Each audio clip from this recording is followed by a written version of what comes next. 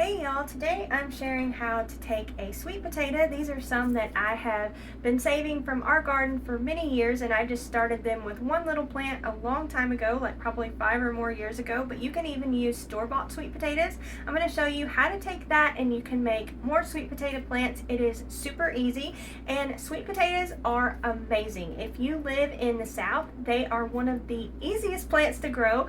They are pretty drought resistant and they are highly productive, and they're super easy. So I really like this. This is one of the plants that we grow and things that we grow that we no longer have to buy from the store anymore. So they're really amazing. So I'm going to show you 2 different ways to do this. Last year we did an experiment and I found out one way was even better. So we're going to repeat it again and see if we have the same results. So the easiest thing that most people do is to do slips, and they put them in the water like this. Now I have 2 different varieties. Oh yeah, I was going to say too, also another thing, if you have sweet potatoes, if they have some sprouts on them, it is a lot better to use those than just like ones that don't. They'll just grow so much faster. But these are the Beauregard sweet potatoes. They are orange flesh sweet potato, and those are the ones that I started out growing, and they are highly prolific. And then another variety that we like, I'm not sure the name of, we just got a hold of some of these plants, and I'm not sure what it is, but it's a white sweet potato, and they are so good. They taste like buttered potatoes, and they're kind of like a mix in between regular potatoes and sweet potatoes. So what you want to do here is whenever you have your sweet potatoes, you want to put them in a jar, and I like to try and get bigger ones that will sit in the jar like that. And if you have some that are smaller that don't fit, you can use a regular mouth jar, or if that even won't work, you can always like stick toothpicks in them to hold them up. Those are all great ways to do it. And then I like to use filtered water and fill that up. Let's filter a little bit. I'm a mess.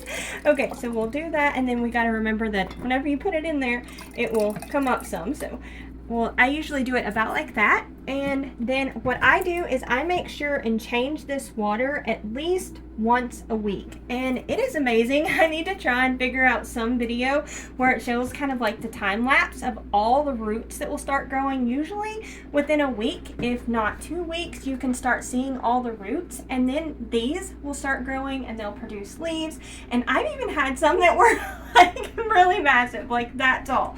But I'll show you the next step what you do, but basically you can just cut those off and put those in water too. It's super simple, but yeah, these are great. Oh, and another thing before I forget, another thing that I do that has really helped my garden is I started using the garden planting calendar. That's where I use the astrological signs and the moon phases to know what days are best to plant when, especially with the moon phases.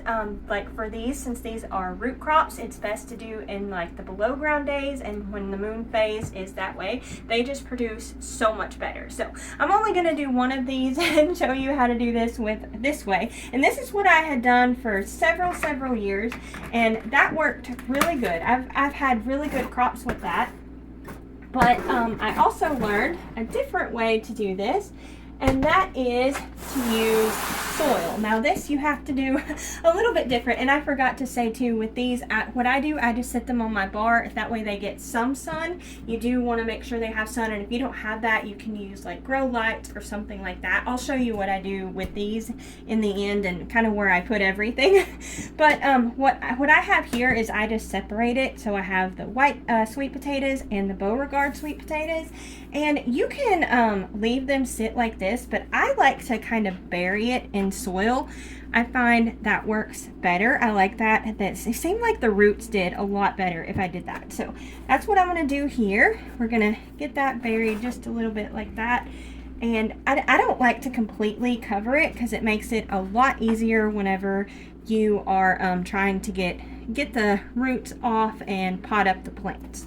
So we'll go ahead and get that sorted here. And I got all the soil from my shed, and a thing to remember whenever you're doing that, I kind of prepped it, but if you store your soil in the shed, it wants to get hydrophobic, or it doesn't want to absorb the water. So I usually like kind of prep this a little bit ahead and get water on it and everything so it's ready to absorb water, because sometimes that can be tricky with some of the soil. And another thing, I don't suggest using like the Jiffy mix. I did that one year and I hardly had any germination. So I don't do that anymore. I like to use like compost, or I just really go to the store, sometimes like Walmart or something like that, and just look at the soil. If it looks nice and black like that, it's really good. So we want to plant these to where the sprouts are up like that, so you'll be able to see that, and they'll just be able to grow up. And these grow really fast too, it's just you can't see it because of the soil as easily. But these had much nicer leaves whenever I grew them last year. So we're gonna try this experiment again and see. I took really good notes last year, so I figured out that this does really good. But yeah, so we're gonna go ahead and give that some water. I don't really think you can do too horribly much water, because I mean these are sitting in water too, so I wouldn't worry about overwatering it. And I will show y'all in my greenhouse how I have this all set up, and another key that really helps this kind whenever you set it up in the pots. Okay, here's how I have these set up on my bar, and you can kind of see I have other plants here. And we'll pan over here, and this is a south facing window that I have, and a little greenhouse. These are like one of those cheap greenhouses, and I have been using this thing for so many years, and this is how I start all of my seeds. I just have everything in the south facing window, and I don't use any grow lights or anything like that. And I'll show you the sweet potatoes here. But not only that is like the big secret that I have found that helps is I have found the heat pads, and I just use these older heating pads that I get at like auctions and stuff. That makes a tremendous difference for sweet potatoes. They grow super fast, and they just start blooming and producing leaves so much faster. Another thing I was going to mention too is that I start mine at the end of February, and that's what has been working really well for me the past few years, is to do it there. We are in Arkansas. I think it's like 7B, 8A-ish is where we are, and that works really good. Now, I do not plant them out into the garden until a lot later, because I just don't want to risk it. These are very, very frost sensitive. You don't want to put them outside until it's like, I don't know, like 55 degrees at the lowest. But after this point, we still need to like pot them up and stuff, and we'll just make lots and lots of plants, so that it is amazing. You can like take the cuttings from them, take them off like the leaves and stuff of the slips and these, and you can pot them up, and then like a few weeks later you can do the same thing again. So they are really awesome. They are highly prolific, especially if you're in the south. They work super great. So I think that's everything. Okay, I'm a little behind on editing, and it is day 7, and I thought I would show how much these are already starting to grow. They're starting to sprout a little bit and got roots. This one's really got lots of roots. I don't know if it's sprouting much yet, but sometimes they work and sometimes they don't. I have had a few here and there that don't end up sprouting, but generally they always do, especially if they root. So I don't know if you can tell, there's some there, and there's some here too. You can kind of see it there.